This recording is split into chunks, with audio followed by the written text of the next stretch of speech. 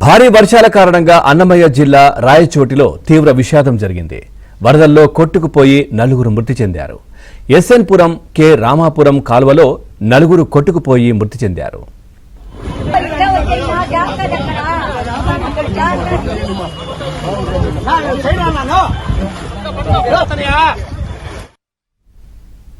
చూస్తున్నాం, భారీ వర్షాల కారణంగా అన్నమయ్య జిల్లా రాయచోటిలో తీవ్ర విషాదం జరిగింది. వరదల్లో కొట్టుకుపోయి నలుగురు మృతి చెందారు. ఓవరాల్గా ఈ అంశానికి సంబంధించి మరింత సమాచారం మా కరెస్పాండెంట్ శ్రీనివాస్ అందిస్తారు. శ్రీనివాస్, పవన్, రాత్రి అకాలంగా భారీ వర్షం పడడంతో అన్నమయ్య జిల్లా రాయచోటి పట్టణంలో నలుగురు మృత్యువాత పడడం జరిగింది. ఆ భారీ వర్షంతో వరద నీరు మురుగు కాలువలోకి వెళ్లడంతో ఆ మురుగు కాలువలో సమాచారంతో పడడంతో అటు ఒక పట్టణంలోని ఒక చోట ముగ్గురు మృతి చెందగా మరో చోట యామిని అనే ఒక పాప మృతి చెందడం జరిగింది.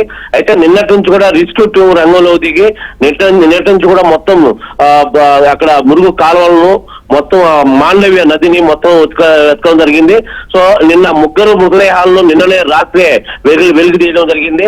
అయితే యామిని అనే బాలిక ఇప్పుడే జస్ట్ ఈ రోజు ఉదయం గుర్తించారు, లభ్యమైంది.